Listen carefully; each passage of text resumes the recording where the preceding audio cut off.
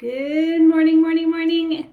It is Driven Fitness Erica here, your friendly and fabulous personal trainer and online health and wellness expert.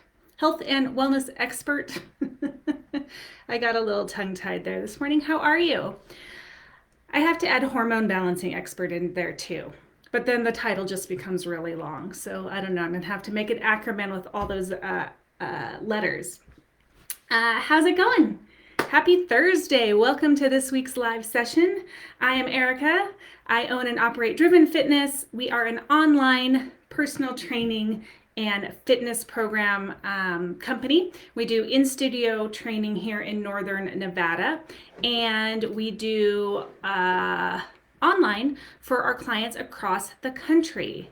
So I will see, I'm getting a little note here. So let's see if anyone else jumps in. You know, Facebook makes changes and it messes me up. I'm getting errors I've never gotten before. Okay, hopefully you can understand me. So today I wanted to talk about what to do if you have a lot of client dinners or holiday events coming up and it is stressing you out and you feel like, good morning, somebody who joined us. If you feel like it's stressing you out and it's going to ruin your nutrition goals, especially for the holidays. So I just was talking to someone about this the other day, and that's why I thought I would talk about it on Facebook Live, because I feel like a lot of people stress out about it when it's really not necessary when you look at the big picture. And number two, because they stress out about it, they just tend to throw everything else out the window that they're doing and just say, oh, I'll deal with it either like after this work trip or after the holidays, particularly after the holidays. So let's talk about it and let's try to bring it down a notch so you don't ruin your entire fitness and nutrition strategy, throwing the baby out with the bathwater just because you have a whole bunch of events coming up. So this client said, well, I have starting now a lot of events like every single week between now and the end of New Year's, and I tend to go off the rails because it's like I'm at all these events and I can't really control what I'm eating. And so my question is to you, how many times a week do you have events, parties, or times when you are going out to eat? A lot of times it's like one or two.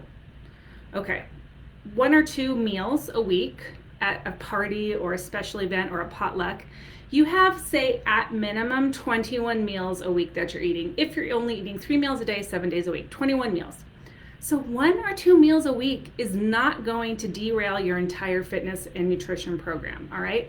1 or 2 meals a week is not going to make you gain a whole bunch of weight if you don't go totally crazy at those events, and if you pay attention to what you're doing in the other 19 meals that you're eating in the week. And I said, even if you have 4 or 5 events a week, that's still only 4 or 5 meals out of 21 meals. So I want you to broaden how you're thinking about this. During these busy times, focus on the days that you really can control and the meals you really can control. If you have a party in the evening, have a healthy breakfast. Hit your calories and your macros or whatever you're using to measure the whole first part of the day, breakfast and lunch. Try to get your workout in early if you can do it. You might not be at an ideal workout time. Maybe you don't want to get up at 5 in the morning to work out, but if you want to get your workout in that day, maybe you have to do it. Maybe you don't. Maybe you don't work out that day. That is okay if you are still good about your fitness, your nutrition the rest of the day, right? So think about and focus on what you can control each day. Then when you get to that potluck or party or client dinner that night, you don't have to worry about it so much. Good morning, someone else is joining me. We're talking about how to handle client and special events, client meetings and special events, especially during the holidays. So if you're good about the 2 meals you can control that day, then when you get to your third meal, the dinner, you can have a glass of wine. You can make conscious and responsible and good decisions about what you're eating as much as possible in the context of where you are, right? So if you're at a steakhouse, you could get fish, steak, pork, chicken with veggies, okay? Salads are not a good option typically. They are loaded with calories because they have all kinds of extra goodies, dressings, dried fruit, nuts, cheese, right?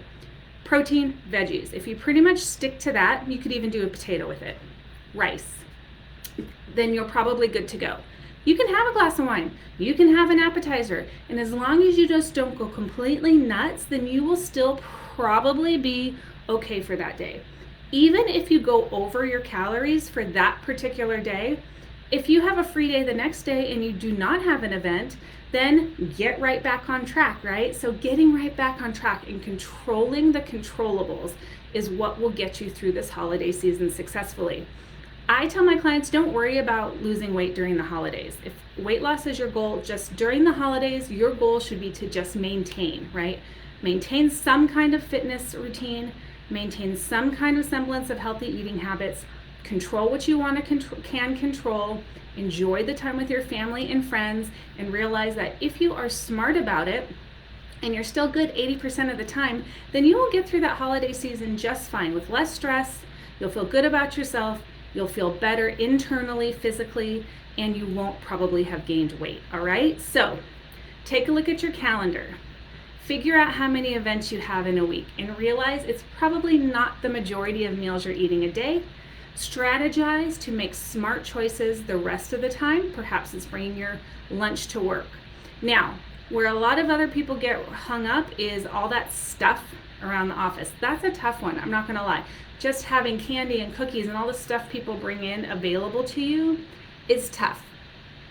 If you count your calories and you don't have an event that night, you could add that into your calories, a cookie from the, lady down the hall who likes to bake Christmas cookies, whatever it is, you could add that into your calories and still make it work without totally depriving yourself. But that one is tough. You'll have to have some willpower. But I want you to focus on going out, the events, client meetings, special cases, things like that. Don't stress out over it. Just do your best, make as smart of decisions as possible when you are out, and then the rest of the time, control what you can control. All right, I hope you liked that this week. I will see you back here next week. Please do me a favor. If you like what I talk about and you think it's useful, please share it on your own page so other people can enjoy the information as well.